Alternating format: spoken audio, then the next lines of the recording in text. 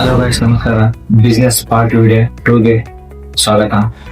ಹೋದ ವಿಡಿಯೋದಲ್ಲಿ ನಾನು ಬಿಸ್ನೆಸ್ ನ ಯಾವ ತರ ಹಾಕ್ಬೇಕು, ಎಲ್ಲಿ ಹಾಕ್ಬೇಕು, ಮತ್ತೆ ಅದರಲ್ಲಿ ಏನೇನ್ ಇರ್ಬೇಕಂತ ಹೇಳಿದ್ದೆ. ಈ ವಿಡಿಯೋದಲ್ಲಿ ನಿಮ್ ಬಿಸ್ನೆಸ್ ನ ಪ್ರಾಫಿಟ್ ಮಾಡೋದಂಗೆ, ನಿಮ್ ಬಿಸ್ನೆಸ್ ಅಲ್ಲಿ ಲಾಭ ಗಳಿಸೋದಂಗೆ ಅಂತ ಹೇಳ್ಕೊಡ್ತೀನಿ. ದಯವಿಟ್ಟು ನಮ್ಮ ಚಾನೆಲ್ ನ ಸಬ್ಸ್ಕ್ರೈಬ್ ಮಾಡ್ಕೊಳ್ಳಿ. ಬಿಸ್ನೆಸ್ ಅಲ್ಲಿ ಲಾಭ ಗಳಿಸೋಕೆ ಕೆಲವೊಂದು ಟಿಪ್ಸ್ ಅಂಡ್ ಟ್ರಿಕ್ಸ್ ಹೇಳ್ತೀನಿ. ಪಾಯಿಂಟ್ಸ್ ನ ನೋಟ್ ಮಾಡಿಟ್ಕೊಳ್ಳಿ.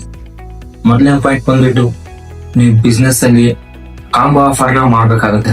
ಅಂದ್ರೆ ನಾನೀಗ ಎಕ್ಸಾಂಪಲ್ ಆಗಿ ಡ್ರೆಸ್ ಅಂಗಡಿನೇ ತಗೋತೀನಿ.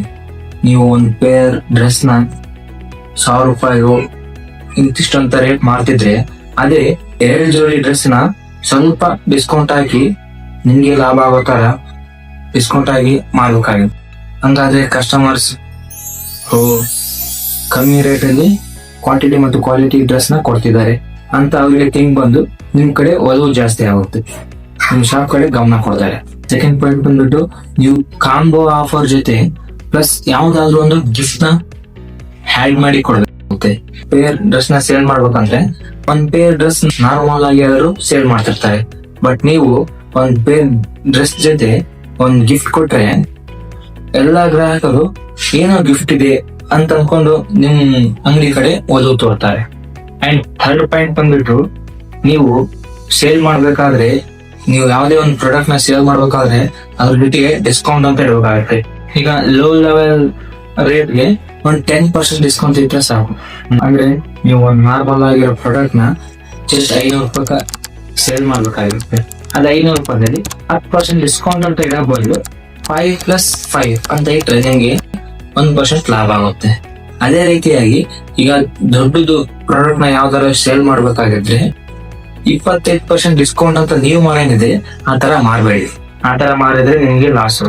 ಆ ತರ ಮಾಡೋ ಬದಲು 25% ಡಿಸ್ಕೌಂಟ್ ಬದಲು 15% ಪ್ಲಸ್ 10% ಅಂತ ಮಾಡಿದ್ರೆ ನಿಮ್ಗೂ ಲಾಭ ಆಗುತ್ತೆ ಅಂಡ್ ಗ್ರಾಹಕರಿಗೂ 25% ಲಾಭನೇ, 25% ಡಿಸ್ಕೌಂಟ್ ಅಂತಾನೆ ಅನ್ಸುತ್ತೆ. ಅಂಡ್ ಮುಖ್ಯವಾಗಿ ಬಂದ್ಬಿಟ್ಟು, ಈ ತರ ಮಾಡಿದ್ರೆ, ಈಗ ಇದ್ರ ವಿವರಣೆ ಕೊಡ್ಬೇಕಂದ್ರೆ, ಯಾವ್ದೊಂದು 1000 ರೂಪಾಯಿ ವಸ್ತು ನೀವು 25% ಡಿಸ್ಕೌಂಟ್ಗೆ ಮಾಡಿದ್ರೆ ನಿಮ್ಗೆ ಬರೋದು 750 ರೂಪಾಯಿ. ಅದೇ ನೀವು 15+10% ಅಂತ ಡಿಸ್ಕೌಂಟ್ ಇಟ್ಟು ಮಾಡಿದ್ರೆ ನಿಮ್ಗೆ ಬರೋದು 765 ರೂಪಾಯಿ. ಅಂದ್ರೆ 15 ರೂಪಾಯಿ ನಿಮ್ಗೆ ಲಾಭ ಆಯ್ತು. ಅಂಡ್ ನೆಕ್ಸ್ಟ್ ಪಾಯಿಂಟ್ ಬಂದು, ನೀವು ಎವ್ರಿ ಫೆಸ್ಟಿವಲ್ಗೆ ಆಫರ್ ರೀತಿಯಲ್ಲಿ ನಿಮ್ಗೆ ಲಾಭ ಆಗೋ ರೀತಿಯಲ್ಲಿ ವಸ್ತುಗಳನ್ನ ಪ್ರಾಡಕ್ಟ್ ನ ಸೇಲ್ ಮಾಡ್ಬೇಕು. ಹಾಗಾದ್ರೆ ಈಗ ಮಾಡೋದ್ರಿಂದ ಇನ್ನ ನಿಮ್ಮ ಗ್ರಾಹಕರ ಸಂಖ್ಯೆ ಹೆಚ್ಚಾಕೊಂತ ಹೋಗುತ್ತೆ. ಹಂಗೆ ನಿಮ್ ಶಾಪಿಗೆ ಬಂದ ಗ್ರಾಹಕರು ಅವ್ರ ಫ್ರೆಂಡ್ಸ್ಗೆ ಹೆಚ್ಚಾಗಿ ಸೇಲ್ ಮಾಡ್ತಾರೆ. ಹಾಗಾಗಿ ನಿಮ್ ಶಾಪು ನೆಕ್ಸ್ಟ್ ಲೆವೆಲ್ಗೆ ಹೋಗುತ್ತೆ ಅಂಡ್ ನಿಮ್ಗೆ ಲಾಭ ಕೂಡ ದಿನೇ ದಿನ ಹೆಚ್ಚಾಗ್ತಾ ಹೋಗುತ್ತೆ. ನೀವು ಒಂದೇ ಲಾಭಕ್ಕೆ ಸ್ಟಿಕಾನ್ ಆಗಕ್ ಹೋಗ್ಬೇಡಿ. ಎವ್ರಿ ಮಿನಿಟ್ ನೀವು ಲಾಭನೇ ಗಳಿಸ್ಬೇಕಂದ್ರೆ ಈ ತರ ಎಲ್ಲ ಕೆಲವೊಂದು ಟಿಪ್ಸ್ ನ ಫಾಲೋ ಮಾಡಲೇಬೇಕಾಗುತ್ತೆ. ಇನ್ನು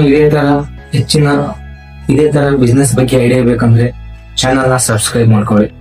ಧನ್ಯವಾದಗಳು.